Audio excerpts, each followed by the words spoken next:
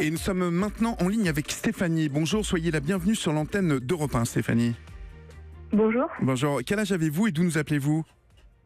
Alors, j'ai 31 ans et j'appelle de Lyon.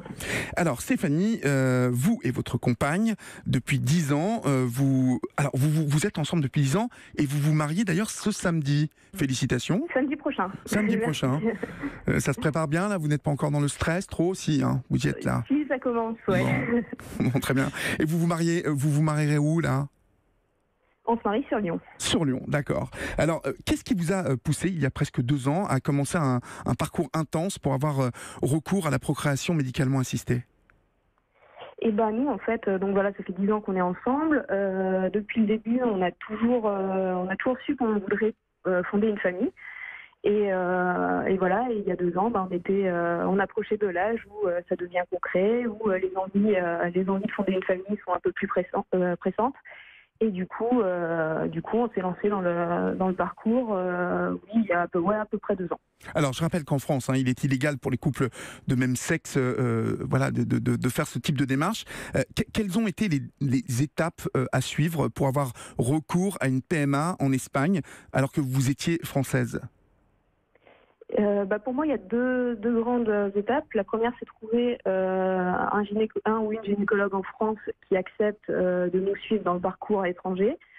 Et après, la deuxième étape, c'est choisir la clinique parce qu'on a droit à environ... il y a 12 pays qui acceptent la PMA pour les couples de femmes.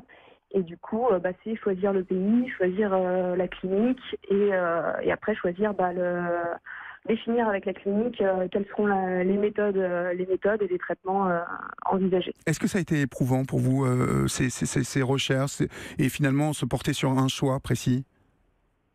Non, pas tant que ça, parce qu'en fait, on avait des copines qui étaient déjà passées par ce parcours-là, Oui. qui du coup nous ont beaucoup conseillé. Pour qui ça s'était bien passé ? Pour qui ça s'était bien passé déjà ? Voilà, pour qui ça s'était très bien passé. Oui. Et en fait, donc nous, on est parti en Espagne et la clinique reçoit la moitié de sa patientèle à peu près est française. D'accord. Donc du coup, ils connaissent le protocole, ils savent comment gérer avec les gynécologues français.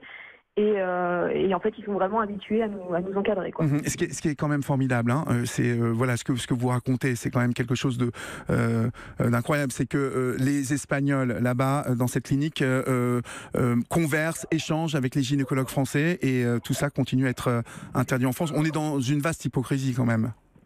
Tout à fait, tout à fait. Le fait que vous ayez fait ça en Espagne veut aussi dire que l'intervention n'a pas été remboursée par la sécurité sociale. Combien toutes ces interventions médicales vous ont coûté, Stéphanie ?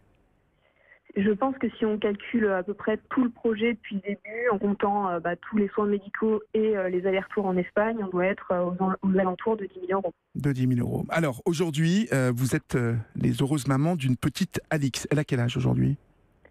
Elle va avoir 8 mois. Elle va avoir 8 mois. Pourquoi, selon vous, la PMA est encore interdite en France pour les couples de même sexe ? Parce qu'on voit aujourd'hui que ça marche. Qu'est-ce qui fait qu'on continue à persister dans cette interdiction ? Je pense qu'il y a deux grandes choses. La première, c'est que la PMA reste un sujet très tabou, même pour les couples hétérosexuels. La plupart n'en parlent pas quand ils sont dans le parcours. Je pense qu'il y a une certaine honte à rentrer dans un parcours médical, ce qui n'est pas du tout le cas en Espagne. Oui. On a vraiment senti la différence entre les deux pays. Et je pense après que la société française a aussi une vision de l'homoparentalité assez erronée. Déjà parce qu'on a l'impression que la plupart ont découvert en 2013 avec la loi du mariage pour tous que il existait déjà des familles homoparentales. Oui. Alors que, en fait, si, quand on regarde un petit peu, il y en a quand même un certain nombre. Il y en a pas mal, il y aurait 10 000 enfants qui